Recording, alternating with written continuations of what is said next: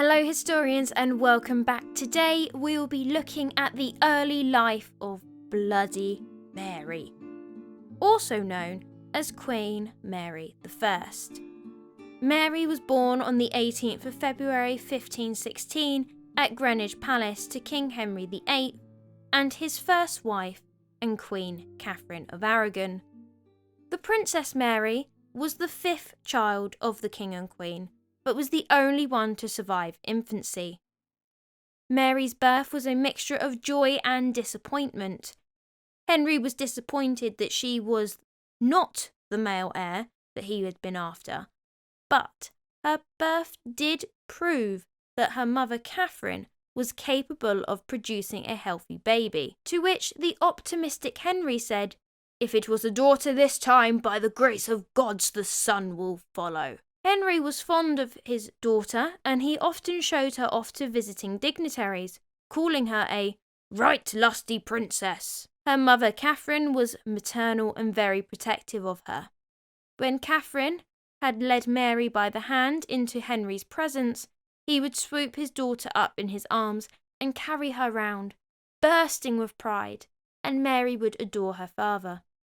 This very loving family unit is a far cry from the disjointed Tudor family we are often used to hearing about. Mary was baptised on the 21st of February at the Church of the Observant Friars in Greenwich, and her godparents were Thomas Wolsey, her great-aunt Catherine of York, and Agnes Howard, the Duchess of Norfolk, the very same Duchess who failed to protect Catherine Howard, and Margaret Pole, Countess of Salisbury, who would become Mary's governess in 1520. At the age of 2, Mary was promised to the Dauphin of France. Henry VIII was enthusiastic about the match, as it would mean that his daughter would be the future Queen of France. Catherine was not happy about her only child being given to France, the sworn enemy of Spain, but she did not openly criticise. Fortunately for Catherine, Thomas Wolsey managed to break off Mary's engagement on the 14th of July 1520, as Henry signed a new treaty with Spain. This would lead to Charles V coming to England in May 1522 for a betrothal ceremony to the Princess Mary. The ceremony took place on the 19th of June, and it was agreed that Mary would go to Spain when she turned 12. Charles wanted Mary to go to Spain early to learn how to be a Spanish princess. However, Henry, I'm sure at the insistence of Catherine, put his foot down and said no. A mistress to bring up her after the manner of Spain? Then I could not find one more meet than the Queen's Grace, her mother. 3 years later, Charles V invaded France, and King Henry VIII praised Charles on his victory and sent him an emerald ring on Mary's behalf with a loving message. Charles pressed once more for the Princess Mary to come to Spain, but Henry was adamant that she would not go until the agreed age of 12. Charles then asked for her dowry.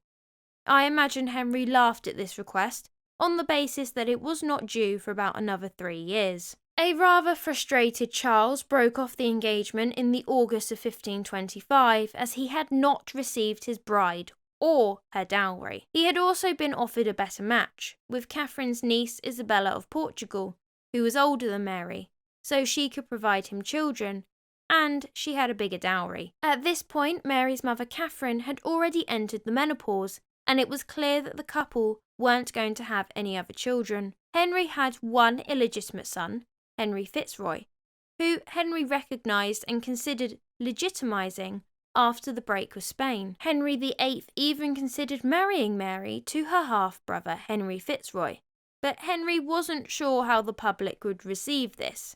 As his only legitimate child, Henry sent Mary to Ludlow Castle in 1525, as was the tradition with those that held the Prince of Wales title, like his brother Arthur had done with Catherine of Aragon in 1501/1502. Although Mary did not hold the title of Princess of Wales, despite being her father's heir and being entitled to it, he relocated her to Ludlow Castle. This was still making a statement that she was the heir apparent, without really committing to it. Mary was given her own court and household, and by the age of 9, Mary could read and write in Latin. She studied French, Spanish, music, dance and Greek. In the summer of 1526, King Francis I of France offered himself as a suitor for the Princess Mary, as his wife Queen Claude had died in 1524. Just like the previous French alliance, Henry was thrilled, Catherine not so much, and nothing came of this proposal either. It was around this time that Mary's parents' marriage would start to break down. Henry would claim that he hadn't shared a bed with Catherine since 1524, and Henry had now realised he wasn't okay with having a daughter as his heir. He did care about having a boy, and so 1527 would usher in the king's great matter, where he tries to divorce Mary's mother, Catherine of Aragon. Mary came to Greenwich Palace for Christmas, and Catherine was delighted to see her daughter, as she had not seen her since the April of that year. But Mary would return to Ludlow Castle at the end of the festive season, and would not return to court again until April 1527, shortly after her father had proposed to Anne Boleyn. Mary didn't like Anne, understandably, as she was the other woman who broke down her father's marriage. And Anne also wasn't a fan of Mary, and would treat her and her mother Catherine with great harshness, which would only increase once Anne had had a daughter of her own. Francis would return with another marriage offer, but this time for his second son, the Duke of Orleans. The marriage treaty between Mary and the Duke was ratified in May 1527, only for Francis to then become betrothed to Emperor Charles V's sister Eleanor, and then chicken out, which meant Mary was now single again. Oh, behave! Yeah!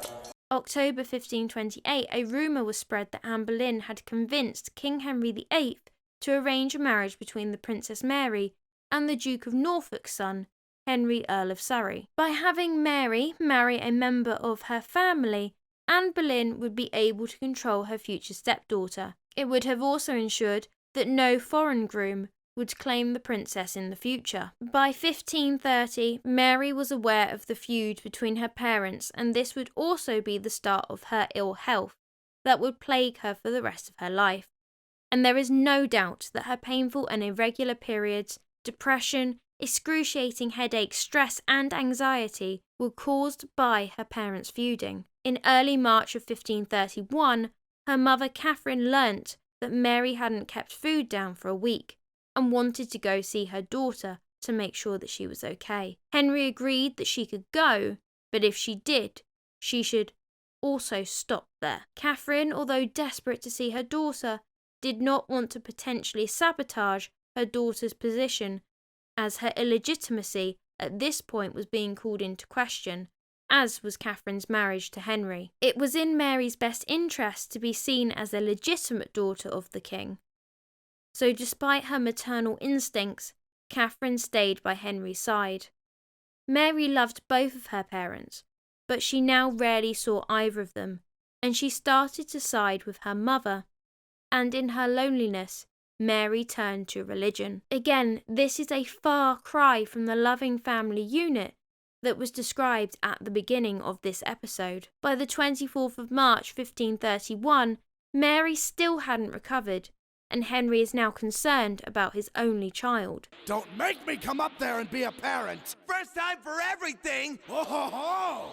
And he was also starting to feel guilty about not allowing his daughter to receive motherly love, so he arranged for Mary to be brought by litter to Richmond Palace, and for Catherine to join her there. By April, Mary was better, and Catherine returned to court, leaving her precious princess in the care of her governess, Margaret Pole, Countess of Salisbury. At the end of May 1531, Mary joined the court at Windsor. Henry was still trying to make Catherine withdraw her appeal to Rome, but stubborn Catherine still claimed, "I am his true wife." In a fit of rage, Henry moved the court early on the 31st of May to Woodstock. Catherine, Mary and their attendants were deserted in the royal apartments. Henry had left without a goodbye, and the royal couple would never see each other again. Catherine remained at Windsor until early August 1531, and she saw Mary off to Richmond while she relocated to East Hampstead. Princess Mary made a visit to her mother, who was in Enfield, in January 1532. Neither mother nor daughter realised that once they went their separate ways, that they would never see each other again. King Henry VIII deliberately kept them apart, as he feared that together they might engage with the Holy Roman Emperor Charles V, who was a relative of both Mary and Catherine. He was scared that they might seek his help. He also thought that by keeping mother and daughter apart, it was a good way of punishing Catherine for not being compliant in the divorce. On the 25th of January 1533, while still technically married to Mary's mother, Catherine, King Henry VIII married Anne Boleyn in secret. Mary and Anne did not get along. Anne disliked Mary as much as she disliked Mary's mother, Catherine, who would be known as one of Anne's greatest rivals. Henry didn't dare praise Mary in case he sparked Anne's ferocious temper, and Henry would keep his visits to Mary as brief as possible. In May 1533, Mary was informed by the Privy Council of Archbishop Cranmer's decision to annul the marriage of Mary's parents, and that Anne Boleyn was now the new Queen of England. Mary would not accept anyone else as queen except her mother, which only worsened Anne's hatred of her stepdaughter.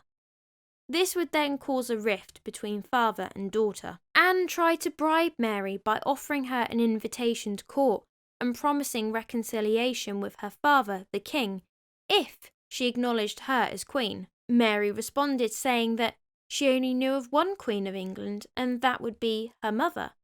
But if Madame Boleyn would talk to her father, the king, on her behalf for a reconciliation, then she would be much obliged. Henry VIII and Anne Boleyn welcomed their first child on the 7th of September 1533, a daughter named Elizabeth, who was born at Greenwich Palace. The birth of Elizabeth changed Mary's position.